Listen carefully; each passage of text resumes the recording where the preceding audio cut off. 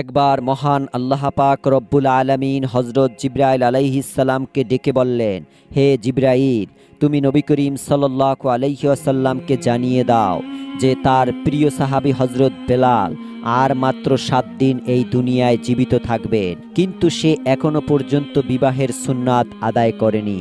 তাই রাসূল আকরাম সাল্লাল্লাহু আলাইহি ওয়াসাল্লাম আল্লাহ রব্বুল আলামিনের পক্ষ থেকে এই সংবাদ জানার পরে তিনি তার বিশিষ্ট সাহাবী হজরত উমর, হজরত আলী রাদিয়াল্লাহু তাআলা আনহুমাকে বললেন, হে আমার সাহাবীরা, আমি জানতে পারলাম আমার সাহাবী হজরত বেলাল আর মাত্র এই দুনিয়ায় 7 দিন জীবিত থাকবে।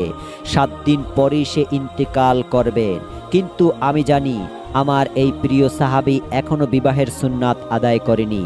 তাই তোমরা যাও, মদিনার প্রতিটি ঘরে ঘরে খুঁজে দেখো আমার এই প্রিয় সাহাবীর সাথে কোনো মেয়ের পিতা তার কন্যাকে বিবাহ দিতে চায় কিনা। তবে তোমরা সেই পিতাকে অবশ্যই বলে নিবে যে হজরত বেলাল আর মাত্র 7 দিন এই দুনিয়ার জমিনে জীবিত থাকবে। হজরত উমর ফারুক ও হজরত আলী রাদিয়াল্লাহু তাআলা আনহুমা বিশ্বনবী সাল্লাল্লাহু আলাইহি ওয়াসাল্লামের কাছ থেকে এই খবর পাওয়ার পরে হজরত বেলাল রাদিয়াল্লাহু তাআলা আনহুয়ের জন্য পাত্রীর সন্ধানে বেরিয়ে পড়লেন। তারা প্রতিটি ঘরে গিয়ে কন্যার পিতার কাছে গিয়ে বলতেন, আল্লাহর প্রিয় সাহাবী হজরত বেলাল রাদিয়াল্লাহু তাআলা আনহুয়ের জন্য বিশ্বনবী সাল্লাল্লাহু আলাইহি ওয়াসাল্লাম বিবাহের একজন পাত্রী খুঁজছেন। আপনারা কেউ কি আপনাদের কন্যাকে বেলালের সাথে বিবাহ দিতে চান? তাদের এই কথা শুনে কন্যার পিতারা বলতে লাগলো, আমরা কেন আল্লাহর নবীর প্রিয় সাহাবী হজরত বেলালের সাথে আমাদের কন্যাকে বিয়ে দিব না? আমরা অবশ্যই তার সাথে আমাদের কন্যাকে বিবাহ দিতে চাই। এটা তো আমাদের জন্য একটি সৌভাগ্যের ব্যাপার হবে। তখন হজরত আলী ও হজরত উমর রাদিয়াল্লাহু তাআলা আনহুমা তাদেরকে বললেন, কিন্তু তোমরা একটি বিষয় জেনে রাখো, হজরত বেলাল রাদিয়াল্লাহু তাআলা এই দুনিয়ার জমিনে মাত্র 7 দিন জীবিত থাকবে। 7 দিন পরে তিনি ইন্তেকাল করবে। বিশ্বনবী সাল্লাল্লাহু আলাইহি ওয়াসাল্লাম তোমাদেরকে এই খবরটিও জানিয়ে দিতে বলেছেন। তখন তারা জানতে পারলেন যে হজরত বেলাল আর মাত্র এই জমিনে 7 দিন জীবিত থাকবে। তখন তারা বলতে লাগলো, যদি অবস্থা এই রকমই হয়, তাহলে বেলাল যদি 7 দিন পরে পৃথিবী থেকে ইন্তেকাল করে, তাহলে আমরা আমাদের মেয়েকে তার হাতে কিভাবে তুলে দিতে পারি? আমরা রাজি নয়, কারণ আমরা চাই না 7 দিন পরে আমাদের কন্যা বিধবা হয়ে যায়। অতঃপর হজরত আলী ও হজরত উমর ফারুক রাদিয়াল্লাহু তাআলা আনহুমা মদিনার বিভিন্ন জায়গায় হজরত বেলালের জন্য একজন মেয়ে খুঁজতে লাগলেন, কিন্তু তারা কোনো মেয়ে খুঁজে পাচ্ছিলেন না। খুঁজতে খুঁজতে তারা একটি জঙ্গলে পৌঁছে গেলেন। সেখানে গিয়ে তারা দেখতে পেলেন এক ব্যক্তি ঝোপড়ি নির্মাণ করে সেই জঙ্গলে থাকছেন। সেই ব্যক্তি যখন হজরত আলী ও হজরত উমর রাদিয়াল্লাহু তাআলা আনহুমাকে দেখলেন, তিনি জিজ্ঞাসা করলেন, হে আল্লাহর বান্দারা, আপনারা কি উদ্দেশ্যে এই জঙ্গলে আমার ঝুপড়িতে আগমন করেছেন? হজরত উমর ও আলী রাদিয়াল্লাহু তাআলা আনহুমা তার কথা শুনে বললেন, আমরা আল্লাহর নবীর সাহাবী হজরত উমর ও আলী, আমরা রাসূল আকরাম সাল্লাল্লাহু আলাইহি ওয়াসাল্লামের নির্দেশে তার একজন প্রিয় সাহাবী হজরত বেলালের জন্য একজন মেয়ের সন্ধান করছি, যার সাথে তার বিবাহ দেওয়া যায়। তখন সেই ব্যক্তি বলল, যদি তাই হয় তাহলে তো আমার একজন মেয়ে আছে, আমি তাকে আল্লাহর প্রিয় সাহাবী হজরত বেলালের সাথে বিয়ে দিতে চাই। আর কেনই বা আমি আমার কন্যাকে হজরত বেলালের সাথে বিয়ে দিতে চাইব না? কারণ তিনি তো মহান আল্লাহর নবীর প্রিয় সাহাবী, আর তার হাতে আমার কন্যাকে তুলে দিতে পারলে আমি নিজেকে সবচাইতে সৌভাগ্যবান ব্যক্তি মনে করব। তখন হজরত উমর ফারুক ও হজরত আলী রাদিয়াল্লাহু তাআলা আনহুমা তাকে বললেন, তবে তুমি একটা কথা জেনে রাখো, আল্লাহর সেই প্রিয় সাহাবী হজরত বেলাল আর মাত্র এই দুনিয়ার জমিনে 7 দিন জীবিত থাকবে। 7 দিন পরেই তিনি দুনিয়া ছেড়ে ইন্তেকাল করে চলে যাবেন। যখন সেই ব্যক্তি তাদের কাছ থেকে এই সংবাদ জানতে পারলেন, তখন তিনি বললেন, যদি মাত্র 7 দিনে এই পৃথিবীতে তিনি জীবিত থাকেন, তাহলে আমি আমার কন্যাকে তার সাথে বিবাহ দিতে চাই না। কারণ আমি চাই না মাত্র 7 দিনের মধ্যেই আমার কন্যা বিধবা হয়ে যাক। আল্লাহর নবীর প্রিয় সাহাবী ও সেই ব্যক্তির মধ্যকার এই কথাগুলি দূরে দাঁড়িয়ে তার কন্যা শুনেছিলেন। তার কন্যাটি যখন দেখছেন তার পিতা আল্লাহর নবীর সাহাবীর সাথে তার বিবাহের কথা বাতিল করে দিচ্ছেন, তখন সে ডাক দিয়ে বলল, আব্বাজান, আমি এই বিবাহে রাজি আছি। আপনি কিভাবে এমন বিবাহের পয়গাম প্রত্যাখ্যান করতে পারেন, যেই পয়গাম আল্লাহর নবী সাল্লাল্লাহু আলাইহি ওয়াসাল্লাম সরাসরি নিজে থেকে পাঠিয়েছেন? আব্বাজান, আমার জীবনে যতই কষ্ট হোক না কেন, আমি চাই বিশ্বনবী সাল্লাল্লাহু আলাইহি ওয়াসাল্লামের এই নির্দেশটি পালন করতে। এরপর আল্লাহর নবীর প্রিয় সাহাবী হযরত বেলালের সাথে সেই কন্যার বিবাহ হয়ে গেল। হযরত বেলাল রাদিয়াল্লাহু তাআলা আনহু তাকে জিজ্ঞাসা করলেন, হে আল্লাহর বান্দি, তুমি একথা জানার পরেও কেন আমাকে বিবাহ করলে যে আমি কেবলমাত্র 7 দিন এই পৃথিবীতে জীবিত থাকব, 7 দিন পরে তো তুমি বিধবা হয়ে যাবে। তখন সেই মেয়েটি উত্তর দিলেন, হে আল্লাহর নবীর প্রিয় সাহাবী, যদিও 7 দিন পরে আমি বিধবা হয়ে যাব, তারপরেও আমি আমার জীবন দিয়ে রাসূল আকরাম সাল্লাল্লাহু আলাইহি ওয়াসাল্লামের একটি নির্দেশ পালন করতে পেরেছি। এজন্য আমি আমার নিজেকে ধন্য মনে করছি। আর আপনার মতো আল্লাহর নবীর একজন প্রিয় সাহাবীকে আমার স্বামী হিসাবে পাওয়া তো আমার পরম সৌভাগ্যের ব্যাপার। হযরত বেলাল রাদিয়াল্লাহু তাআলা আনহু যেই দিন ইন্তেকাল করবেন, সেই দিন তিনি তার বিবিকে বললেন, বিবি, আজ রাতেই তো আমি ইন্তেকাল করব। ইন্তেকালের পূর্বে আমার মনে চাচ্ছে কিছু রুটি ভক্ষণ করার। অতএব তুমি যাও, প্রতিবেশীর বাড়ি থেকে কিছু আটা এনে আমার জন্য কয়েকটা রুটি তৈরি করো। হযরত বেলাল রাদিয়াল্লাহু তাআলা আনহু এর স্ত্রী তার কথা মতো 60টি রুটি তৈরি করে তার সামনে পরিবেশন করলেন। এমন সময় একজন ভিক্ষুক দরজায় এসে ডাক দিয়ে বলল, হে গৃহবাসী, আজ কয়েকদিন যাবৎ আমি কিছুই ভক্ষণ করিনি। ক্ষুধায় আমার পেটে আগুন লেগে গেছে, দয়া করে আমাকে কিছু খাবার খেতে দেন। হযরত বেলাল রাদিয়াল্লাহু তাআলা আনহু যখন দেখলেন তার দরজার সামনে একজন ভিক্ষুক খাবারের প্রার্থনা করছে, তখন তিনি তার মৃত্যুর আগের শেষ ইচ্ছাটা পূরণ না করে সবগুলি রুটি সেই ভিক্ষুককে দান করে দিলেন। ফকির হযরত বেলাল রাদিয়াল্লাহু তাআলা আনহু এর দরজার সামনে সেই রুটিগুলি খেতে বসে গেলেন। যখন হযরত বেলাল রাদিয়াল্লাহু তাআলা আনহুর মৃত্যুর সময় ঘনিয়ে আসলো, তখন হযরত মালাকুল মাউত আজরাইল আলাইহিস সালাম তার জান কবজ করার জন্য তার দরজার সামনে উপস্থিত হলেন। কিন্তু হযরত বেলাল রাদিয়াল্লাহু তাআলা আনহু এর দরজার সামনে উপস্থিত হয়ে দেখতে পেলেন এক ফকির ঘরের ভিতরে যাওয়ার পথ আটকে বসে আছে। তখন হযরত আজরাইল আলাইহিস সালাম সেই ফকিরকে লক্ষ্য করে বললেন, এই ফকির, তুই এখানে পথ আটকে বসে আসিস কেন? আমাকে ঘরে প্রবেশ করতে দে। আল্লাহ রাব্বুল আলামিনের আদেশ করেছে যেন আমি বেলালের জান কবজ করে নিয়ে যাই। তখন সেই ফকির আজরাইল আলাইহিস সালামকে বলল, হে আজরাইল, তুই কি জানিস না খানা খাওয়ার সময় কাউকে বিরক্ত করতে হয় না? তুই কি দেখতে পাচ্ছিস না আমি এখানে বসে খানা খাচ্ছি? হযরত মালাকুল মাউত আজরাইল আলাইহিস সালাম যখন দেখলেন ফকির কোনোভাবেই তার পথ ছাড়ছে না, তখন তিনি আল্লাহ রাব্বুল আলামিনের কাছে গিয়ে বললেন, হে পরওয়ারদিগার, আমি আপনার হুকুমে আপনার বান্দা বেলালের জান কবজ করতে গিয়েছিলাম, কিন্তু সেখানে গিয়ে দেখি এক ফকির বেলালের ঘরের দরজার পথ আটকে বসে আছে। আমি তার কারণে বেলালের ঘরে প্রবেশ করতে পারছি না এবং তার জান কবজও করতে পারছি না। তখন আল্লাহ রাব্বুল আলামিন হযরত মালাকুল মাউত আজরাইল আলাইহিস সালামকে বললেন, হে আজরাইল, আমার যেই বান্দা বেলালের দরজার সামনে বসে আছে সে আমার অত্যন্ত প্রিয় ভালোবাসার পাত্র। খবরদার, তুই তার সাথে কোনো রকমের বেয়াদবি করিস না।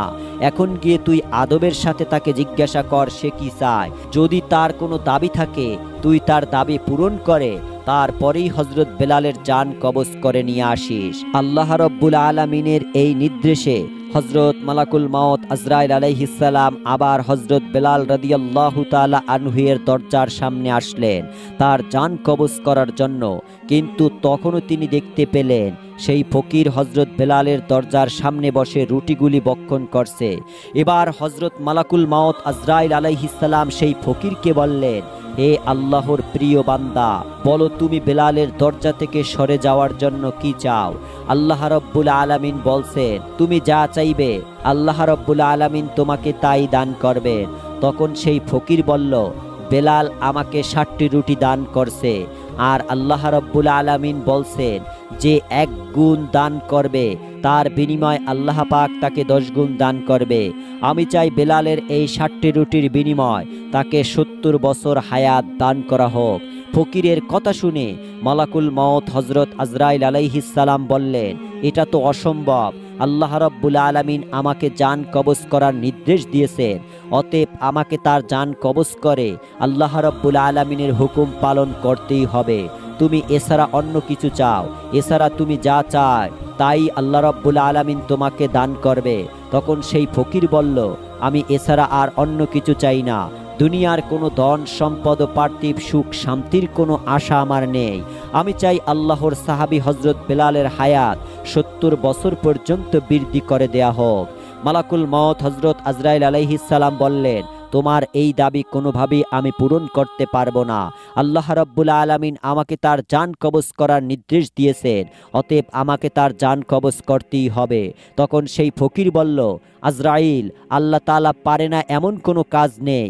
আল্লাহ রাব্বুল আলামিন যদি বেলালের হায়াত বৃদ্ধি করে না দেন, তাহলে আমি 70 বছর যাবৎ 60টি রুটি বেলালের দরজার সামনে বসি বক্ষণ করব। আর এভাবেই না তুমি বেলালের ঘরে প্রবেশ করতে পারবে, আর না তার জান কবজ করতে পারবে। রাসূল আকরাম সাল্লাল্লাহু আলাইহি ওয়াসাল্লাম পবিত্র হাদিস শরীফে ঘোষণা করেছেন, আল্লাহ রাব্বুল আলামিনের এই দুনিয়াতে আল্লাহর এমন কিছু প্রিয় বান্দা রয়েছে, লাউ আকসামা আলাল্লাহি লা আবরারহু, যদি তারা আল্লাহ রাব্বুল আলামিনের নামে শপথ করে কোনো কথা বলে দেন, তাহলে আল্লাহ রাব্বুল আলামিন অবশ্যই তাদের সেই দাবি পূরণ করেন। হযরত বেলালের দরজার সামনে যেই ফকির বসেছিলেন, তিনি সাধারণ কোনো ফকির ছিলেন না, তিনি ছিলেন আল্লাহ ও তার রাসূলের পাগল হযরত ওয়াইস কুরুনি রহমাতুল্লাহ আলাইহি। হযরত ওয়াইস কুরুনি রহমাতুল্লাহ আলাইহি যখন আল্লাহর কাছে হযরত বেলালের হায়াত বৃদ্ধির জন্য দাবি করে বসলেন, তখন আল্লাহ রাব্বুল আলামিন এই দাবি পূরণ না করে আর পারলেন না।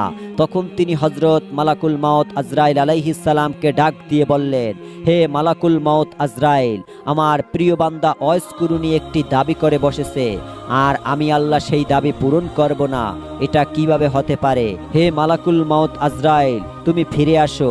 আমি আমার প্রিয় বান্দা হযরত ওয়াইস কুরুনির দাবি মঞ্জুর করে নবীজির প্রিয় সাহাবী হযরত বেলালের হায়াত 70 বছর পর্যন্ত দীর্ঘ করে দিলাম। একবার হযরত আমিরুল মুমিনিন হযরত উমর ফারুক রাদিয়াল্লাহু তাআলা আনহু হযরত আলী রাদিয়াল্লাহু তাআলা আনহুকে সঙ্গে নিয়ে কুফা নগরীতে গমন করলেন। তিনি কুফা নগরীতে গিয়ে কুফার অধিবাসীদেরকে লক্ষ্য করে বললেন, হে কুফাবাসীরা, তোমরা কি কেউ আমাকে ওয়াইস কুরুনির সংবাদ দিতে পারো? হুজুরে আকরাম সাল্লাল্লাহু আলাইহি ওয়াসাল্লামের একটি বিশেষ নির্দেশ পালন করার জন্য আল্লাহর প্রিয় বান্দার সাথে আমাদের দেখা করার একান্ত প্রয়োজন। তখন কুফার অধিবাসীরা বলল, হুজুর, আমরা এমন কোনো ব্যক্তিকে চিনি না। উমর রাদিয়াল্লাহু তাআলা আনহু তাদেরকে বললেন, তোমাদের এখানে কেউ কি এমন লোক আছে যার বাড়িঘর এই এলাকায়? উমর রাদিয়াল্লাহু তাআলা আনহু এর এই কথা শুনে একজন ব্যক্তি দাঁড়িয়ে বললেন, হুজুর, আমার বাড়ি এই এলাকায়। উমর রাদিয়াল্লাহু তাআলা আনহু তাকে জিজ্ঞাসা করলেন, তুমি কি ওয়াইস কুরুনি নামক কোনো ব্যক্তিকে চিনো? সেই ব্যক্তি বললেন, হুজুর, আমি একজন ব্যক্তিকে চিনি, কিন্তু আমি জানি না যে সে আপনাদের তলবকৃত ব্যক্তি কিনা। সে একজন পাগল প্রকৃতির লোক। মানুষেরা যখন হাসে তখন সে কাঁদে, আর মানুষেরা যখন কাঁদে তখন সে হাসে। সে উট চড়িয়ে দিন অতিবাহিত করে। তার জামা কাপড়গুলি ছিঁড়া ও ময়লা। সে সব সময় মানুষের দৃষ্টির অন্তরালে থাকতে পছন্দ করে। হযরত উমর ফারুক রাদিয়াল্লাহু তাআলা আনহু তখন সেই ব্যক্তিকে বললেন, তুমি আমাদেরকে তার কাছে নিয়ে চলো। আমরা এমন এক ব্যক্তিকে খুঁজছি, আল্লাহর নবী সাল্লাল্লাহু আলাইহি ওয়াসাল্লাম আমাদের কাছে তার সকল নিদর্শন বলে দিয়েছেন। তুমি যেই নিদর্শনগুলি বলছো, রাসূল আকরাম সাল্লাল্লাহু আলাইহি ওয়াসাল্লাম আমাদের কাছে এইরকম নিদর্শন বলেছিলেন, অতএব তুমি আমাদেরকে সেই ব্যক্তির কাছে নিয়ে যাও। তখন সেই ব্যক্তি হযরত উমর ফারুক রাদিয়াল্লাহু তাআলা আনহু ও হযরত আলী রাদিয়াল্লাহু তাআলা আনহুকে নিয়ে সেই ব্যক্তির খোঁজে বেরিয়ে পড়লেন। এক বিরাম ময়দানে গিয়ে তারা দেখতে পেলেন সেই ব্যক্তি একটি গাছের নিচে নামাজ আদায় করছেন। হযরত আলী ও হযরত উমর তখন তার কাছে গিয়ে পাশে গিয়ে দাঁড়িয়ে রইলেন। সেই লোকটি নামাজ শেষ করলেন। তারা তাকে সালাম দিলেন। লোকটি সালামের উত্তর দিয়ে তাদেরকে জিজ্ঞাসা করলেন, আপনারা কে, কি উদ্দেশ্যে আমার কাছে এসেছেন? তারা উত্তর দিল, আমরা আল্লাহর নবীর সাহাবী হযরত আলী ও হযরত উমর। আমরা আল্লাহর একজন প্রিয় বান্দাকে অন্বেষণের উদ্দেশ্যে এখানে এসেছি। আপনি কি দয়া করে আপনার নামটি আমাদের কাছে বলবেন? তখন সেই ব্যক্তি বলল, আমার নাম আব্দুল্লাহ, অর্থাৎ আমি আল্লাহর বান্দা। হজরত আলী ও হজরত উমর রাদিয়াল্লাহু তাআলা আনহু বললেন, আমরা তো সবাই আব্দুল্লাহ, আমি আপনার কাছে সেই নামটি জানতে চাচ্ছি যেই নামটি আপনার বাবা মা আপনার জন্য রেখেছিলেন। তখন সেই ব্যক্তি বলল, আমার মা বাবা আমার জন্য ওয়েস নাম রেখেছিল এবং লোকেরা আমাকে কর এলাকার অধিবাসী হওয়ার কারণে ওয়েস কুরুনি বলে ডাকে। তখন উমর রাদিয়াল্লাহু তাআলা আনহু আদবের সাথে তাকে বললেন, হে আল্লাহর বান্দা, আপনি কি দয়া করে আপনার ডান হাতটি আমাদেরকে দেখাবেন? ওয়েস কুরুনি রাহমাতুল্লাহ আলাইহি তখন হজরত উমর ও আলী রাদিয়াল্লাহু তাআলা আনহুয়ের দিকে ডান হাতটি এগিয়ে দিলেন। তারা দেখতে পেলেন তার ডান হাতে কুষ্ঠরোগের একটি সাদা চিহ্ন রয়েছে। বিশ্বনবী সাল্লাল্লাহু আলাইহি ওয়াসাল্লাম তার নির্দেশগুলি বলার সময় এই নির্দেশগুলিও বলে দিয়েছিলেন। তখন তারা দুজনে তার হাতে চুম্বন দিয়ে বললেন, হে আল্লাহর প্রিয় বান্দা, আমরা তো আপনার খোঁজে এসেছিলাম। তখন তিনি তাদেরকে জিজ্ঞাসা করলেন, কেন আপনারা এত কষ্ট করে আমাকে অন্বেষণ করে বের করলেন? তারা বললেন, নবী করিম সাল্লাল্লাহু আলাইহি ওয়াসাল্লাম তার ইন্তেকালের পূর্বে আমাদেরকে একটি নসিহত করে গেছেন। তিনি তার পবিত্র জুব্বা মোবারক আমাদের হাতে দিয়ে বলে গেছেন আমরা যেন এটি আপনার কাছে পৌঁছে দেই, এবং তিনি আরও বলেছেন, তোমরা ওয়াইস কুরুনিকে বলবে তিনি যেন আমার উম্মতের জন্য দোয়া করেন। ওয়াইস কুরুনি রাহমাতুল্লাহ আলাইহি বললেন, আপনারা হলেন বিশ্বনবী সাল্লাল্লাহু আলাইহি ওয়াসাল্লামের প্রিয় সাহাবী, দোয়া করার জন্য তো আপনারাই আমার চেয়ে অধিক উপযুক্ত ব্যক্তি, অতএব আপনারা তার উম্মতের জন্য দোয়া করুন। তারা বললেন, আমরা তো সব সময় রাসূল আকরাম সাল্লাল্লাহু আলাইহি ওয়াসাল্লামের উম্মতের জন্য দোয়া করি। আল্লাহর নবী বিশেষ করে আপনার কাছে এই অনুরোধটি করার জন্য বলেছেন। ওয়াইস কুরুনি রাহমাতুল্লাহ আলাইহি বললেন, হে নবীর প্রিয় সাহাবীরা, তার পবিত্র জুব্বা মোবারক আমার রক্ষা করার মতো ক্ষমতা আমার রয়েছে? আমি তো একজন পাপী এবং পাগল মানুষ, কিভাবে আমি তার পবিত্র জুব্বা মোবারকের মতো মর্যাদা রক্ষা করব? তারা বললেন, রাসূল আকরাম সাল্লাল্লাহু আলাইহি ওয়াসাল্লাম আপনার কাছেই যেহেতু এই জুব্বা মোবারক পাঠিয়েছেন, অতএব তিনি অবশ্যই জানতেন আল্লাহর কাছে আপনি কতটা দামি। দয়া করে আপনি তার জুব্বা মোবারক গ্রহণ করুন এবং তার গুনাহগার উম্মতের জন্য দোয়া করুন। তখন হজরত ওয়াইস কুরুনি রাহমাতুল্লাহ আলাইহি তাদের কাছ থেকে রাসূল আকরাম সাল্লাল্লাহু আলাইহি ওয়াসাল্লামের পাঠানো জুব্বা মোবারক গ্রহণ করলেন এবং তিনি তাদেরকে বললেন, আপনারা এখানে একটু দাঁড়িয়ে থাকুন, আমি একান্ত নিবৃত্তে আমার দয়াময় প্রভুর সাথে কিছুক্ষণ কথা বলে নেই। এরপরে ওয়াইস কুরুনি রাহমাতুল্লাহ আলাইহি হজরত উমর ও হজরত আলী রাদিয়াল্লাহু তাআলা আনহুমাকে সেই স্থানে দাঁড় করিয়ে রেখে একটু দূরে সরে গেলেন। অতঃপর তিনি সেজদায় পড়ে আল্লাহ রাব্বুল আলামিনের দরবারে কাঁদতে লাগলেন, হে আল্লাহ, তোমার প্রিয় হাবিব আমার কাছে তার জুব্বা মোবারক পাঠিয়েছেন এবং তিনি বলেছেন আমি যেন তার গুনাহগার উম্মতের জন্য দোয়া করি। তোমার হাবিব তার দায়িত্ব পালন করেছে। হজরত উমর ও হজরত আলী তারাও তাদের দায়িত্ব পালন করেছে, তারাও তাদের দায়িত্ব পালন করে দিয়েছে এবং আপনার প্রিয় হাবিব আমাকেও একটি দায়িত্ব দিয়েছেন, আর তা হলো আমি যেন তার গুনাহগার উম্মতের জন্য দোয়া করি।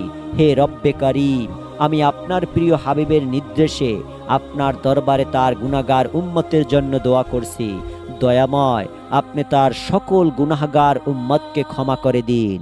ওয়াইস কুরুনি রাহমাতুল্লাহ আলাইহির এই মোনাজাতের পরিপ্রেক্ষিতে আল্লাহ রাব্বুল আলামিন বললেন, হে ওয়াইস, তুমি সেজদা থেকে মাথা উঠাও, তোমার এই দোয়ার বরকতে আমি উম্মতে মুহাম্মাদের একটি অংশকে ক্ষমা করে দিলাম।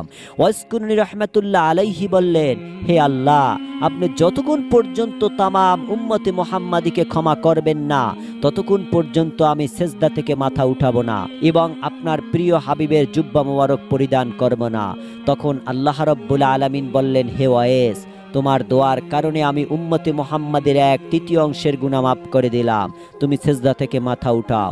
ওয়াইস কুরুনি রাহমাতুল্লাহ আলাইহি বললেন, হে আল্লাহ, যতক্ষণ না আপনি আপনার প্রিয় হাবিবের সমস্ত উম্মতের গুনাহগুলো মাফ করবেন ততক্ষণ পর্যন্ত আমি সেজদা থেকে মাথা উঠাবো না এবং আপনার প্রিয় হাবিবের জুব্বা মোবারক আমি গায়ে দিব না। তখন আল্লাহ রাব্বুল আলামিন বললেন, হে ওয়াইস, তোমার দোয়ার কারণে আমি অর্ধেক উম্মতে মুহাম্মাদির গুনাহ মাফ করে দিলাম, তুমি সেজদা থেকে মাথা উঠাও।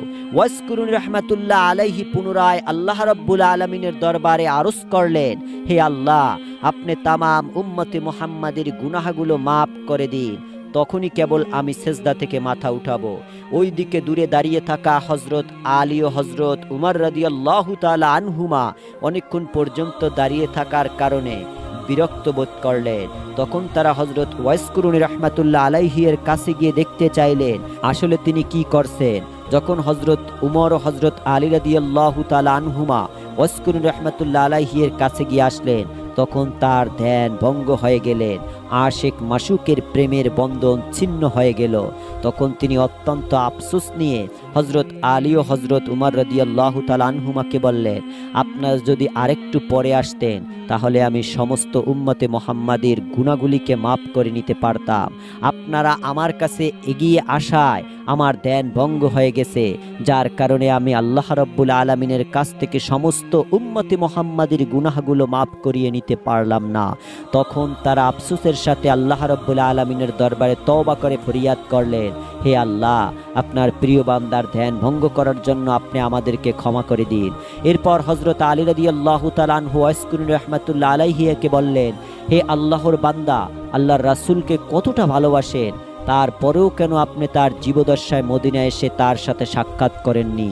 ওয়াসকুরুন রাহমাতুল্লাহ আলাইহি তখন তাদেরকে জিজ্ঞাসা করলেন, আপনারা তো সব সময় রাসূল আকরাম সাল্লাল্লাহু আলাইহি সাল্লামের পাশেই ছিলেন, আচ্ছা বলুন তো, তার চেহারা মোবারকে যেই ভুরুগুলি ছিল সেইগুলি কি জোড়া লাগানো ছিল, না তার মাঝখানে কোনো ফাঁকা স্থান ছিল? হে আল্লাহর প্রিয় বান্দা, রাসূল সাল্লাল্লাহু আলাইহি সাল্লামের সম্মান ও মর্যাদার দিকে লক্ষ্য রেখে আমরা কখনো তার চেহারার দিকে তাকাতে পারতাম না। তখন ওয়াসকুরুন রাহমাতুল্লাহ আলাইহি তাদেরকে বললেন, হে নবীর প্রিয় সাহাবীরা, কিন্তু আমি কখনো নবীকে দেখিনি, তারপরেও তোমাদেরকে বলে দিচ্ছি, রাসূল আকরাম সাল্লাল্লাহু আলাইহি সাল্লামের চেহারা ভুরু মোবারকগুলি একাত্রে জোড়া লাগানো ছিল। মূলত রাসূল আকরাম সাল্লাল্লাহু আলাইহি সাল্লামকে দেখার প্রবল বাসনা আমার মনেও ছিল, কিন্তু আমার একজন বৃদ্ধা অসুস্থ মা ছিলেন, তার সেবা যত্ন করার মতো আমি ছাড়াই পৃথিবীতে আর কেউই ছিল না। তাই তাকে ফেলে রাসূলের সাক্ষাৎ করার জন্য আমি কখনোই যেতে পারিনি।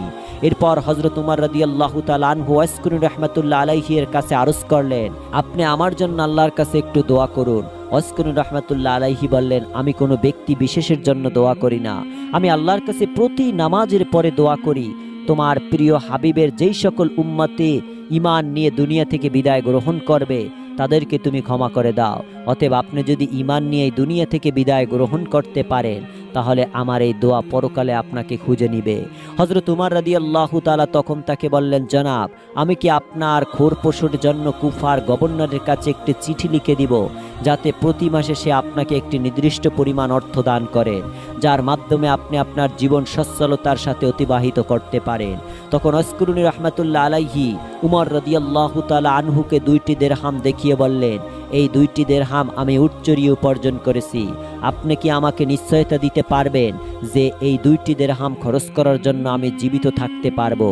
আর যদি আপনি আমার বেঁচে থাকার নিশ্চয়তা দিতে না পারেন তাহলে আপনার নজরানার কোনো প্রয়োজন আমার নেই। হযরত উমর ফারুক রাদিয়াল্লাহু তাআলা আনহু তার কথা শুনে অজর নয়নে কাঁদতে লাগলেন। অতঃপর তিনি বললেন, হে আল্লাহর বান্দা, এই পৃথিবীতে কে কার মৃত্যুর গ্যারান্টি দিতে পারে? হায় আফসোস, আমরা দুনিয়াকে নিয়ে কতটা ব্যস্ত পাগল হয়ে গিয়েছি। আপনাদের মতো আল্লাহর প্রিয় বান্দারা রয়েছেন বিদায় আল্লাহ রাব্বুল আলামিন আপনাদের উসিলায় আমাদেরকে রিজিক দান করেছেন। যদি এই পৃথিবীতে আপনাদের মতো বান্দা না থাকতো তাহলে হয়তো আল্লাহ রাব্বুল আলামিন আমাদেরকে এক ফোঁটা পানিও রিজিক হিসাবে দান করতেন না। তখন ওয়াসকুরুন রাহমাতুল্লাহ আলাইহি তাদেরকে বললেন, এবার আপনারা আমাকে বিদায় দান করুন, আমি লোকচক্ষুর অন্তরালে থাকতে সবসময় পছন্দ করি। উমর রাদিয়াল্লাহু তাআলা আনহু তাকে বললেন, হে আল্লাহর প্রিয় বান্দা, কখনো যদি আপনার কোনো প্রয়োজন হয় তাহলে আমাদেরকে স্মরণ করবেন। ওয়াসকুরুন রাহমাতুল্লাহ আলাইহি বললেন, হে আল্লাহর নবীর প্রিয় সাহাবী, আল্লাহ রব্বুল আলামিন আমার উত্তম অভিভাবক, আমি সব সময় আমার সকল প্রয়োজন তার কাছেই ব্যক্ত করি, পৃথিবীর কোনো শ্রেষ্ঠ মাকলুকের কাছে ব্যক্ত করি না। এই বলে ওয়াসকুরুন রাহমাতুল্লাহ আলাইহি তাদের কাছ থেকে বিদায় গ্রহণ করেন। প্রিয় দর্শক, এতক্ষণ পর্যন্ত আমরা আপনাদেরকে যেই ফকিরের কথা বলেছিলাম, মূলত এই ফকির ছিলেন হজরত ওয়াইস কুরুনি রহমাতুল্লাহ আলাইহি। মূলত এভাবেই তিনি তার জীবনের অসংখ্য কারামত দেখিয়ে গেছেন। আল্লাহ রাব্বুল আলামিন তার জীবন থেকে আমাদেরকে শিক্ষা গ্রহণ করার তৌফিক দান করুন। আমিন।